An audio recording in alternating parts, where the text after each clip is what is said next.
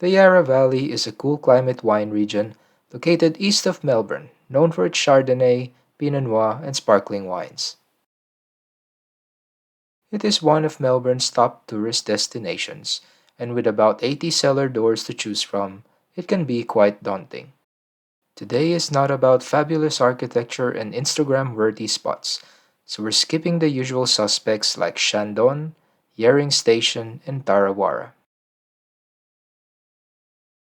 This is a wine and food lovers tour of the Yarra. So strap on your seatbelts, let's go for a drive.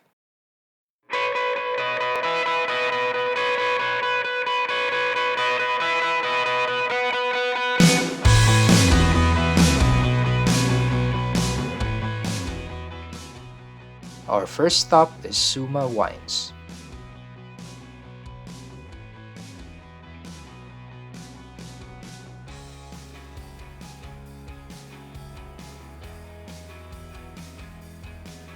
While Soumah makes Pinot Noir and Chardonnay that the region is well known for, their main point of difference is their focus on northern Italian varietals.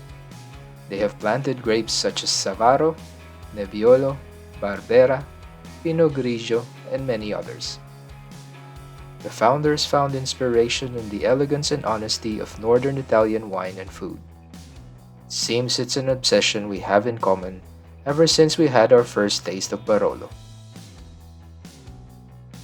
They also have a trattoria that serves Italian fare perfectly complemented by their wines.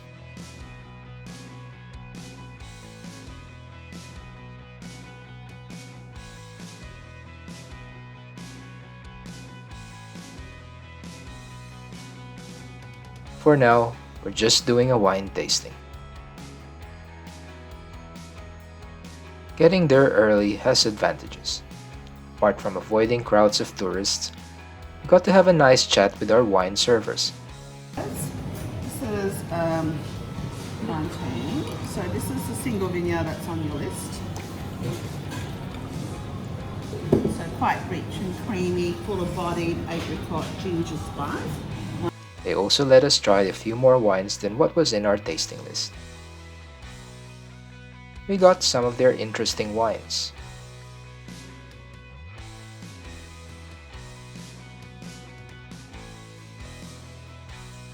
Firstly, the Butcher, which is a Syrah Cabernet Nebbiolo blend.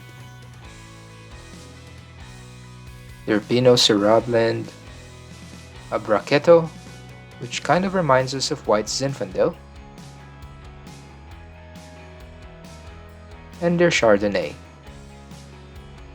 If you can only visit one cellar door from this video, this is one we would recommend.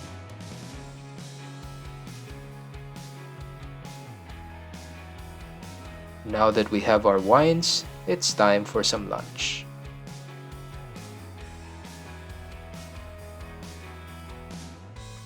For lunch, we head to Matilda Bay Brewery in Hillsville Town Center.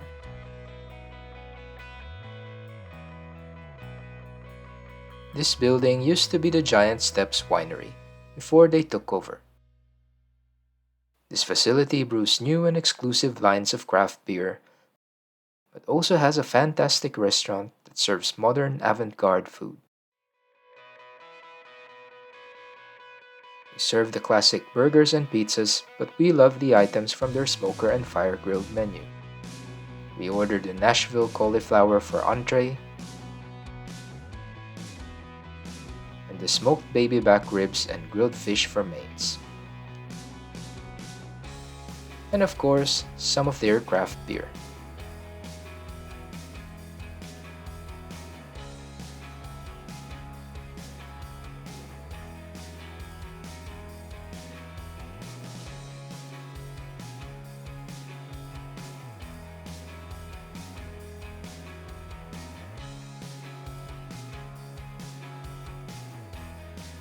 It was very good.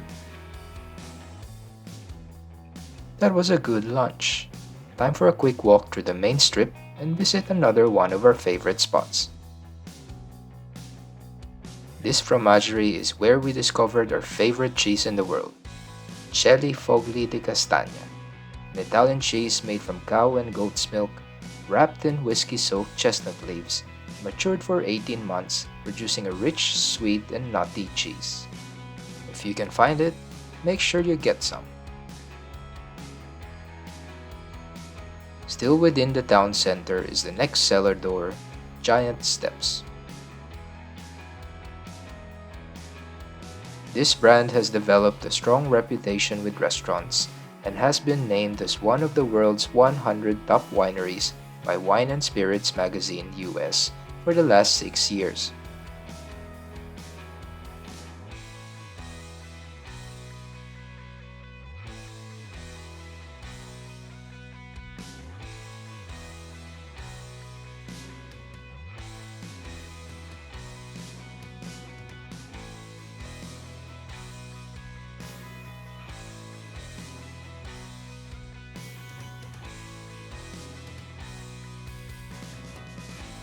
As with most cellar doors in the region, tasting is free if you buy some of their wines.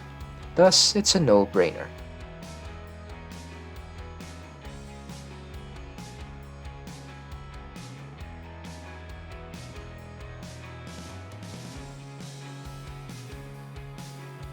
We got a bottle of the Rosé and the Chardonnay.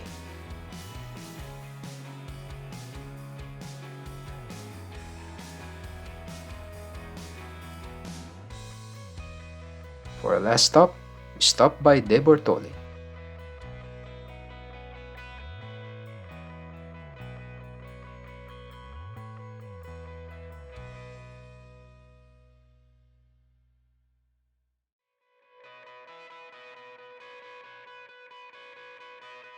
If you've been following our wine stories, you'll know that we've developed a taste for Sauternes, the botrytis-affected Semillon wine from Bordeaux, France. De Bortoli makes a version that is very good and well priced, the Noble one. This is the reason we added this to our itinerary for today. While Noble one is available in major bottle shops, here you can try different vintages and appreciate how this delicious wine evolves through age. We also recommend trying their other sweet wine, the Tawny. Great with a cigar.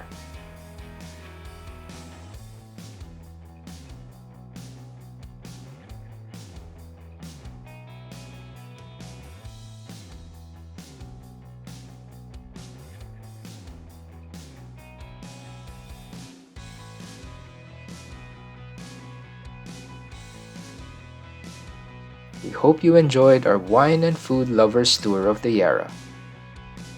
Have you been to any of these places?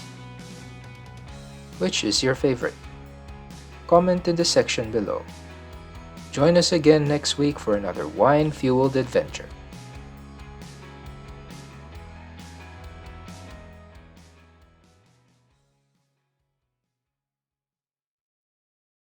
This lady went into the vineyards without permission and got stuck in mud.